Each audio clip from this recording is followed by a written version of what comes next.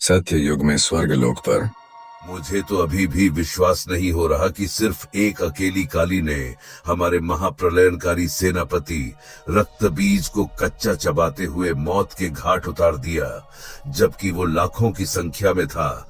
आखिर ये कैसे संभव है? असुरराज, मैंने अपने गुप्तचर द्वारा पता लगवाया है।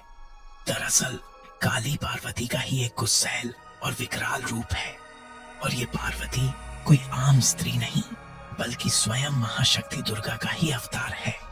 वो दुर्गा जिनके सम्मुख त्रिदेव भी नतमस्तक होते हैं, जिनकी शक्ति की कोई सीमा नहीं। पर मैंने तो सुना था कि सैकड़ों वर्ष पहले पूर्व असुर राज महाबली महिषासुर ने दुर्गा को युद्ध के दौरान कड़ी टक्कर दी थी।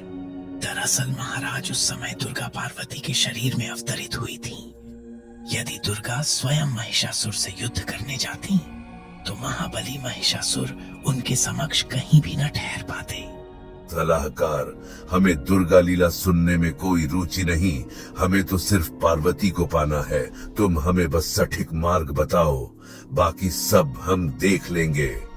तो सुनिए असुरराज, यदि आपको पार्वती को पाना है तो सबसे पहले आपको इस ब्रह्मांड का सर्वशक्तिमान शासक बनना होगा। आपको तीनों लोकों पर अपना राज्य स्थापित करना होगा। स्वर्ग और पाताल लोक पे तो आपका आधिपत्य पहले से ही है। अब आपको सिर्फ पृथ्वी पर अपना आधिपत्य स्थापित करना होगा, जिसके लिए आपको कैलाश के समीप स्थित अलकापुरी के यक्ष राज कुबेर को परास्त करना होगा।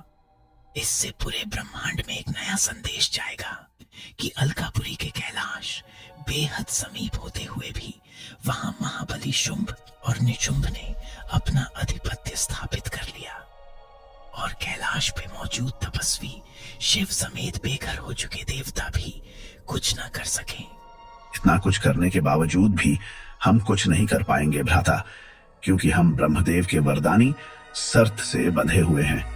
क्योंकि ब्रह्मदेव ने वरदान देते समय हमें सिर्फ एक स्त्री के हाथों ही मृत्यु प्राप्ति की बात कही थी, जिसे कि हमने असंभव समझते हुए सहज ही स्वीकार कर लिया था। पर अब लगता है ये संभव है। हाँ, तुम्हारी बातों में दम तो है निशुंभ। पर असुरराज, आपको यह जानकर बेहद प्रसन्नता होगी कि इसका भी तोड़ है मेरे पास। तुम्हारे पास? वो भी ब्रह्मदेव के वरदानी शर्त का तोड़? तुम्हें पता भी है कि तुम क्या बोल रहे हो सलाहकार? जी हाँ महाबली असुरराज शुंभ, मुझे पता है कि मैं क्या बोलने जा रहा हूँ। ये ना भूलें कि मेरे ही बताए गए सलाह और आपकी ताकत के मेल मिलाप से आपने ब्रह्मांड में कई राज्यों को पहले से ही जीत रखा है। ठीक है, हम तुम्हारी सलाह सुनने के लिए बड़े उत्सुक हुए जा रहे हैं, बताओ। तो सुनिए असुरराज, आपको सबसे पहले मृत्यु पे विजयी हासिल करनी होगी। पर ये सब कैसे संभव है? संभव है। आपको सबसे पहले यमलोक पे एक जोरदार हमला कर यम समेत यमपुरी को अपने अधीन करना होगा, और फिर आप यमराज को अपनी बातें मनवाने के लिए आसानी से विवश कर सकते हैं। हे हिम, तुम्हारी बातों में तो सचमुच दम है। तो चलें यमलोक।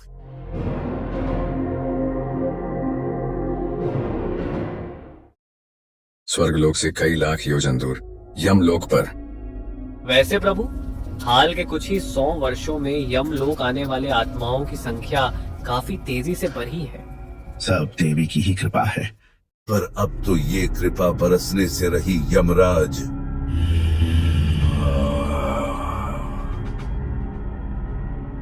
तुम लोग यहाँ पहुँचे कैसे?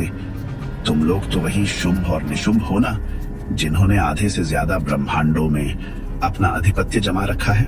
बिल्कुल सही पहचाना। अब बाकी बचे खुचे ब्रह्मांड में भी अपना आधिपत्य जमाने के लिए ही हम यहाँ आए हैं। और बात रही कैसे पहुँचने की, तो ये समझ लो, शुंभ और निशुंभ ब्रह्मांड के किसी भी कोने में कहीं भी और कभी भी बस पलक झपकाते ही पहुँच सकते हैं। पर तुम लोग यहाँ किस लिए आए हो? हम यहाँ तुम्हारे लिए एक विशेष प्रस्ताव लेकर आए हैं कि तुम हमारे साथ संधि कर लो, बदले में हम तुम्हें पूरे ब्रह्मांड में एक विशेष दर्जा दिलाएंगे। मूर्ख, जहां से आए हो वहीं लौट जाओ, नहीं तो काल के ग्रास बना दिए जाओगे। यम, तुम हमारी मुंह की भाषा न समझ सके, पर हमारी शक्तियों की भाषा जरूर समझोगे।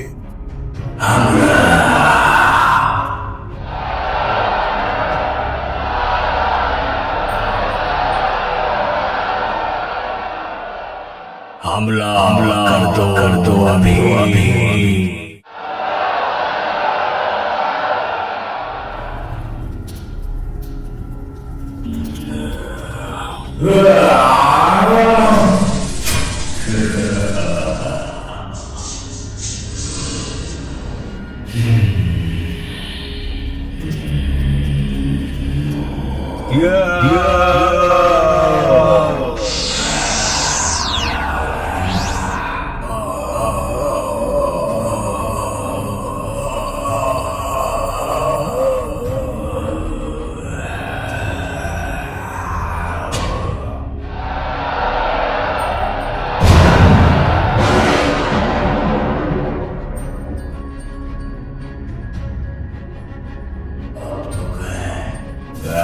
मरोगे तुम सब।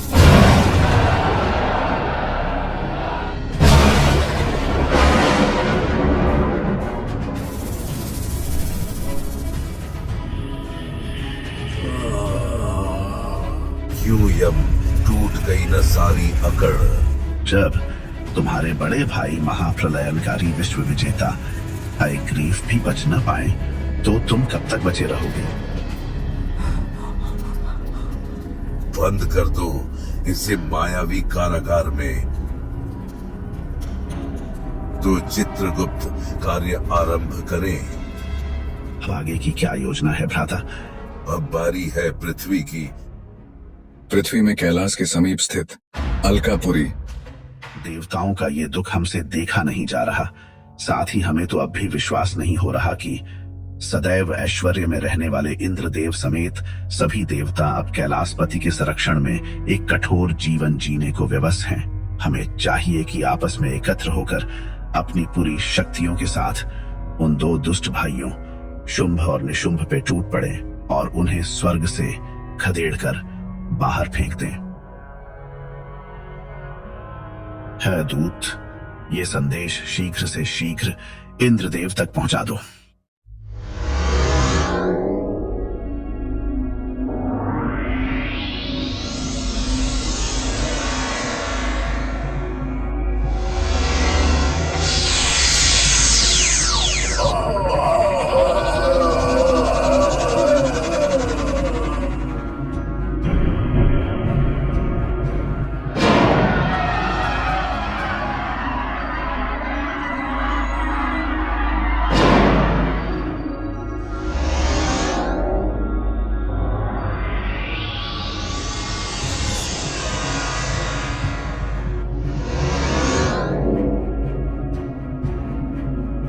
क्या खदेड़ोगे हमें स्वर्ग से?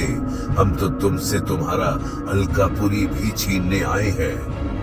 पता नहीं तुम्हारा काल कब आएगा। हा हा हा, काल को अभी अभी मैं अपना दास बनाकर आ रहा हूँ।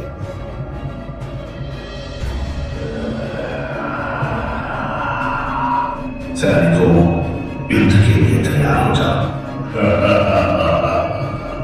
तुम्हारे राज्य को हमने चारों ओर से घेर रखा है और तुम्हारे यक्ष सैनिक हमारे आसुरी सैनिकों के नियंत्रण में हैं।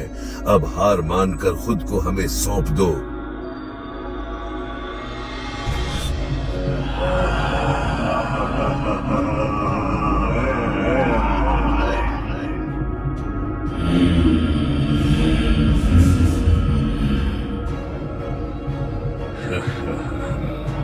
मेरी सेना नियंत्रण में आ सकती है, परंतु मैं नहीं।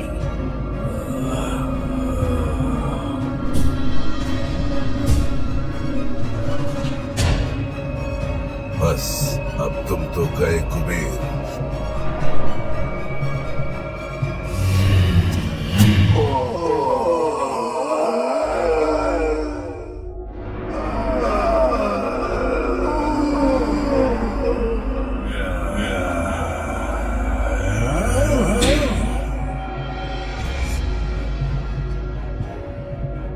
ऐश्वर्य में पल पल कर तुम बेहद कोमल व लचीले बन चुके हो। सच तो ये है कुबेर कि तुम इस अलकापुरी में राज्य करने के योग्य नहीं, बल्कि कारागार में रहने के योग्य हो। पूरे ब्रह्मांड में पड़ी ये तुम्हारी काली छाया एक दिन जरूर समाप्त होगी। ले जाओ इसे और किसी अंधेर पड़े कारागार में धकेल दो।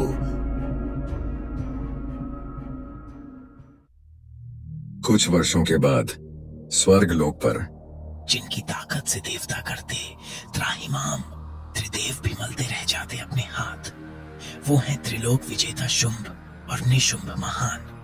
जय हो हे महाबली शुंभ और निशुंभ, पूरे ब्रह्मांड व तीनों लोकों के विजेता। आपने इंद्र से स्वर्ग समेत ऐरावत, वज्र, श्रवा घोड़ा और पारिजात जैसे रत्नों को है जीता। यहाँ तक कि ब्रह्मा का रत्नभूत अद्भुत विमान भी आपके ही पास है। स्वयं काल समेत कुबेर भी हैं आपके बंधक। इसके अलावा वरुण, अग्नि, समुद्र जैसे तमाम देवता भी करते हैं। आपके संकेतों पर अपना कार्य आपके ही पास है। पूरे ब्रह्मांड की सबसे बड़ी सेना महाबली शुंभ। तात्पर्य यह है कि तीनों लोकों की सबसे श्रेष्ठ से भी श्रेष्ठ रत्न आपके ही अधिकार में है। तो ये भी स्पष्ट है कि पूरे ब्रह्मांड की सबसे सुंदर व आकर्षक स्त्री भी आपके ही अधिकार में हो। हाँ, अब हम जल्द ही पार्वती पे भी अपना अधिकार करने वाले हैं। असुरराज शुंभ, हमें पृथ्वी के हिमालय क्षेत्र में ही एक चोटी पर एक ऐसी दिव्य स्त्री दिखी है जो कि पूरे ब्रह्मांड की सबसे उत्तम रत्न है। पूरे विवरण के लिए मैं आपके समक्ष अपने गुप्तचर को उपस्थित करने की आज्ञा चाहूंगा। जय हो असुर राज महाबली शुंभ और निशुंभ की। मैंने अपनी आंखों से हिमालय की एक चोटी पर बेहद अद्भुत स्त्री को देखा है और आज तक मैंने इतनी सुंदर स्त्री पूरे ब्रह्मांड में कहीं भी न देखी है। गुप्तचर, हर स्त्री पार्वती नहीं होती। नहीं असुरराज शुंभ, ये स्त्री कोई साधारण स्त्री नहीं बल्कि स्वयं पार्वती का ही स्वरूप है। मैंने पार्वती को भी देखा है, पर यह महासुंदर पार्वती स्वरूपा स्त्री की बात ही अलग है। बेहद अति सुंदर रंग रूप होने के साथ साथ उस स्त्री के अंग अंग भी अप्रतिम एवं विशाल हैं, जो कि अकेले ही पूरे चोटी को प्रकाशमय किए हुए है। महाबली शुंभ, वह स्त्री महासुंदरी होने के साथ साथ महाशक्तिशाली भी प्रतीत होती है। वह कई वर्षों से यूं ही उसी चोटी पर ऐसे ही ध्यानमग्न हुई बैठी है और मुझे लगता है कि उस महासुंदरी रत्न को अपने अधिकार में लेने का यही सही अवसर है, क्योंकि वह पूरी तरह से अकेली जो है। सेनापति धूम्रलोचन, तत्काल ही लगभग 60,000 सैनिकों के साथ हिमालय की ओर निकल पड़ो और उस महासुंदरी को हमारे सम्मुख लेकर आओ। पर एक बात का विशेष ध्यान रखना, पहले उस महासुंदरी के सम्मुख अकेले ही जाना और उसके समक्ष हमारी महारानी बनने का प्रस्ताव आदर पूर्वक ही रखना। यदि उसने प्रस्ताव को सहज ही स्वीकार कर लिया तो ठीक है, फिर उस सुंदरी को आदर पूर्वक हमारे समक्ष लेकर आना, और यदि वह न माने तो उसे बलपूर्वक उठा लाना।